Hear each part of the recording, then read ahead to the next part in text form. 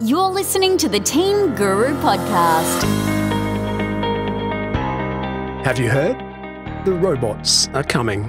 Who could have missed the relentless stream of news coverage over the last few years about how AI and the robots are about to change everything? As software takes over tasks and increasingly complex decision-making, it's raising questions about the future of work and how we prepare the workforce for what comes next.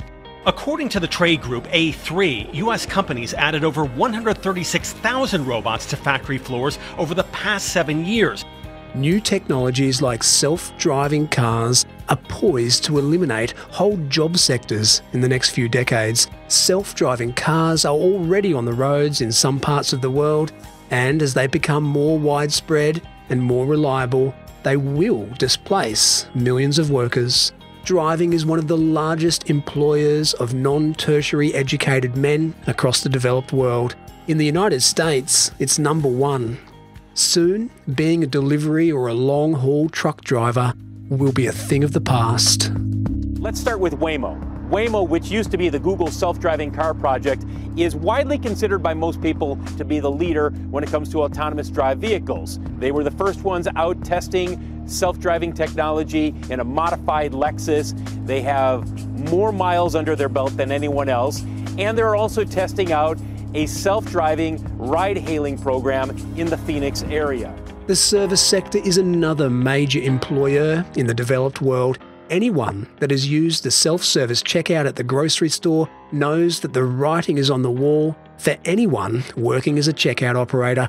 Incidentally, in my part of the world, one of the major supermarkets has given their self-service system the delightfully ironic name, Assisted Checkouts. And the fast food industry is about to change too. Just last week, an American company called Minisode Robotics unveiled Flippy to the world. You are looking at the world's first hamburger robot, Flippy, whose job it is to flip burgers all day here at the Cali Burger restaurant in Pasadena, California. The bottom line at this hamburger joint, Flippy could solve the problem with turnover. People come in, we train them. They work on the grill.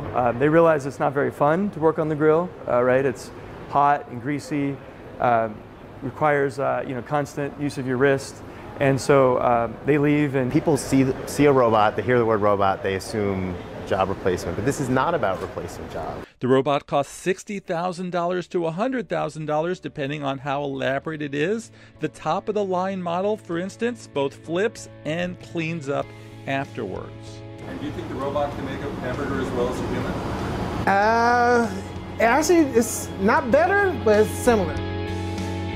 Flippy was taken offline just a day after being installed in its first restaurant, but it didn't malfunction. The robot was so efficient, its human co-workers just couldn't keep up. And it isn't just low-skilled jobs that are going to be replaced by robots. Higher-skilled work, like in the financial information technology sectors, are also under threat. There's been a lot of hand-wringing in the news about the coming changes, and just maybe that hand-wringing is justified. The evolution before us will be more destabilising than the first industrial revolution 200 years ago. But it doesn't necessarily need to be a scary prospect. Back in episode 61, I was joined by Anders Sorman-Nilsson, a leading futurist. He travels the world helping organisations spot trends and design strategies that will ensure they survive and thrive in tomorrow's world. He told me that there is as much opportunity as there is risk in our automated future. I do think that there is a space for humans in the future, for sure. Whether it's contextual thinking, strategy, creativity, innovation, the human touch, artisanship, craftsmanship or craftswomanship, back to the kind of farm to table, value adding, fundamentally human things that robots still largely suck at, right? Those things, certainly, if you start excelling in those spaces, while teaming up with the robots, you're going to be in a good space, right? However, anything that's rote, anything that's repeatable, anything that's process will eventually go to the robots. I mean, I was working with one of our clients in the Netherlands in early October, and on the way to the airport, we went past ING Bank. Now, ING Bank in Australia was known as ING Direct, one of the first online, pure play online banks here. But in the Benelux countries, they actually have bricks and mortar branches. Because of blockchain technologies, which of course can do a lot of the back end functioning of banks, it's been said by JP Morgan Chase that up to 50% of banking jobs could be up for the robots to grab over the next 10 to 20 years. And that particular week, driving past ING Bank, they had just announced redundancies of 5,500 people. And the spokesman at ING Bank said that we have to adapt. As a consequence, it means that we can adapt with a lot less people. Yeah. And that is just, for me, such a telltale sign that if you're in a job and you're not engaged, if you're in a job and you haven't learned and upgraded your skills, if you're in a particular niche and you're just sort of hoping that the unions are going to look after you, you're a Luddite.